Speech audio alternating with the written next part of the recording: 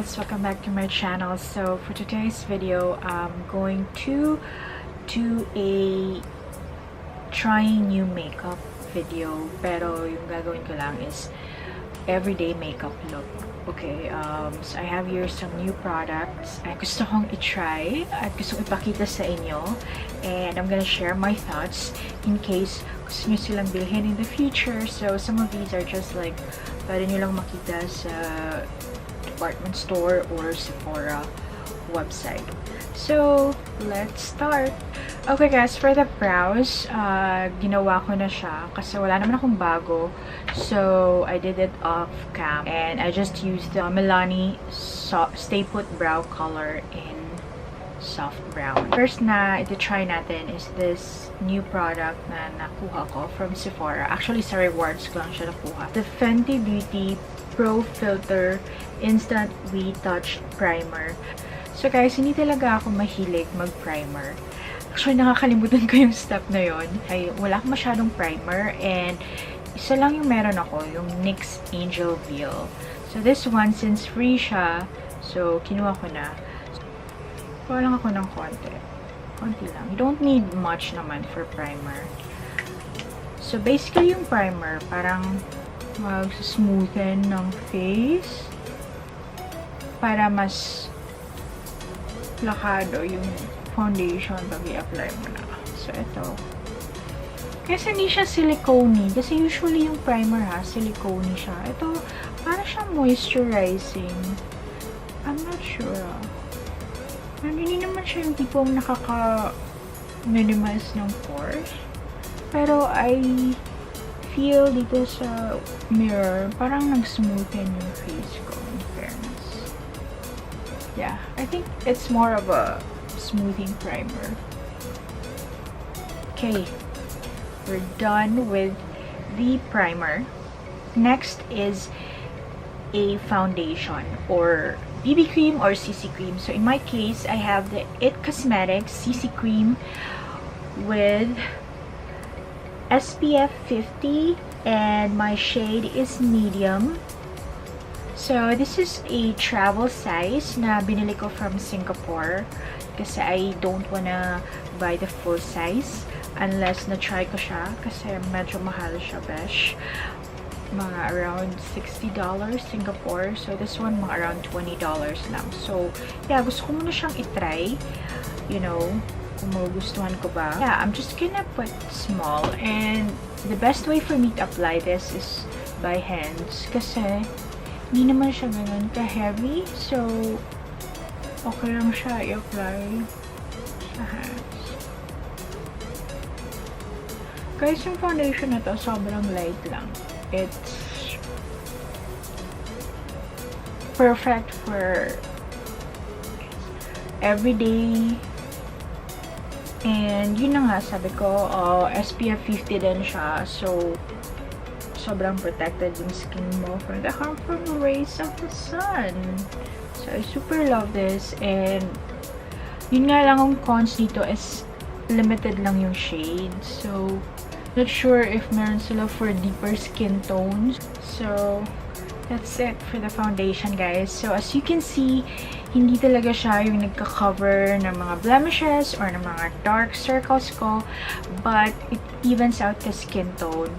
And as I've mentioned, perfect for everyday. Kung gusto mo lang yung mabilisan na foundation or CC cream or makeup, I do recommend the It Cosmetics CC cream. Okay, we're done. So next, for the concealer, I have here the Clio Kill Cover, and yung shade ko is 4BO. So guys, the reason na ginaganyan ko lang siya kasi it's not a, you know, a concealer na sobrang light. Heavy siya for the skin, and yun, so you don't need much. So here, I'm just gonna use my Miniso sponge. I super love this. So, idadab ko lang siya.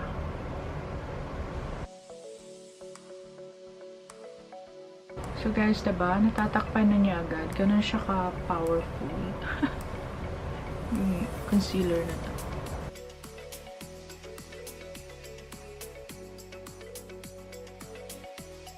Okay. So, we're done. Grabe, diba? Na-cover na niya agad. Nawala na yung dark circles ko. So, I super love that concealer. So, next, iset na natin yung concealer and also the CC cream. So, I have here the Rimmel Stay Matte. And yung shade ko is transparent. And I'm gonna use my e.l.f. brush. Guys, ito siya, hindi siya finely milled na powder, pero I love it kasi feeling ko mas kakapit siya sa skin. So, tingnan nyo guys. O, diba? Ang ganda niya. Perfect talaga na siya na setting powder. I love this.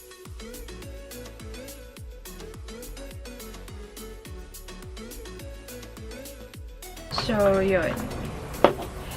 Guys, ito, siguro ang cons lang is yung packaging niya. Sobrang, I don't know, I don't like the packaging. Ito, for sure, madaling mag-crack. So, careful lang kayo to close. And careful lang kayo in handling this. Tapos na tayo sa powder, guys. So, let's go with the bronzer or contour. So, I have here the Physicians Formula Butter Bronzer. So, yung shade niya is bronzer. Since I'm going for an everyday look, hindi ako magko-contour. Parang ito na din yung contour ko. So, I'm just using this big fan brush from Watson. Sobrang ganda niya, guys. Kasi ang laki-laki niya, diba?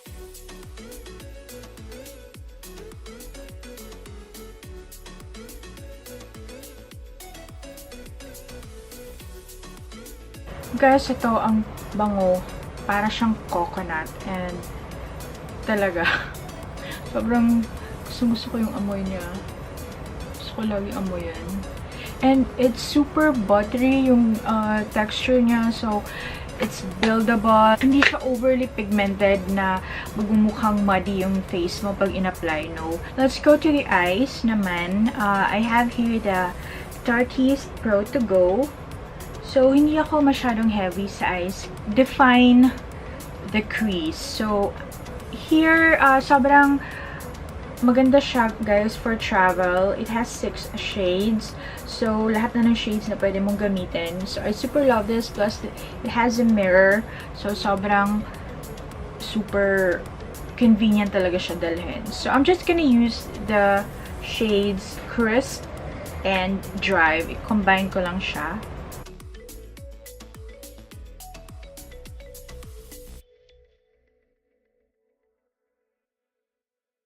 Okay, we're done. So, yun na. So, this is a recommended palette. Sobrang go buy this, guys.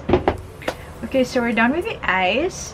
Now, I'm just gonna do my eyeliner off-cam. Para hindi na humaba yung video na to. And I'll be back. Okay, I'm done with the eyeliner, guys. Sobrang simple lang talaga. Kasi I don't want to, like, you know, wing. Kasi everyday lang naman. So, yeah. So, let's go with a blush. I have here a new product from Benefit. It's the California. Mini din siya. Sobrang maganda siya kasi peachy coral. So, fresh-freshen lang, guys, yung color. And, super bango. I use my Real Techniques blush. So, dip lang natin. I don't think we need much, guys, kasi sobrang pigmented na niya.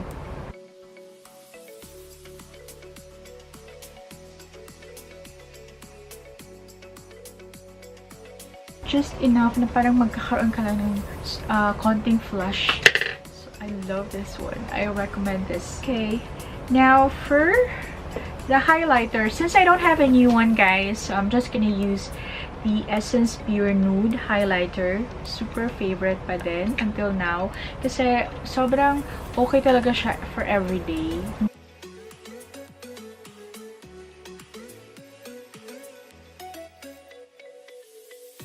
Now, for the mascara, guys, I'm gonna use a new one, and it's from Marc Jacobs. It's just a travel size.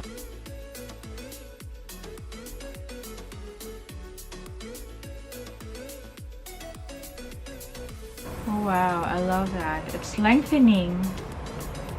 Yeah, I think it's more of lengthening than volumizing. Now for my lips, guys, I'm going to use the Vice Cosmetics Water Gel Lip and Cheek Tint. So, ang shade ko ay F na F. Ito yung pinili ko. So, yeah. Alam ko, available na to dito sa Cebu, sa mga department store like Watson's.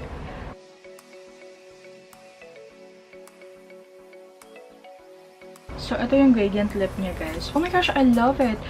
Ano siya, watery siya, pero meron siyang gel-like texture. So, parang siyang hybrid ng water at saka gel.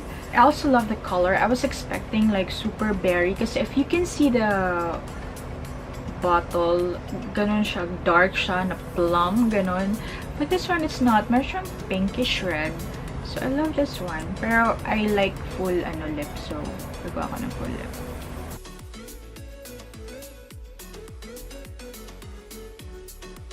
Last step, guys, is a setting spray. I have a new one. It's from Urban Decay Tea Slick. So, maganda siya for oil control. Kasi sobrang oily ako. So, yeah. Let's try this one.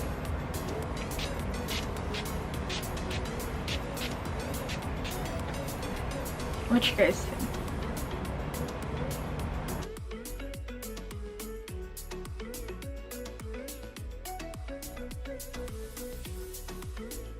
Okay guys, that's it for my everyday makeup tutorial using the new makeup, and I hope you like this one. Please like if you do, and please subscribe if you haven't already, and I'll see you in my next video, guys. Bye!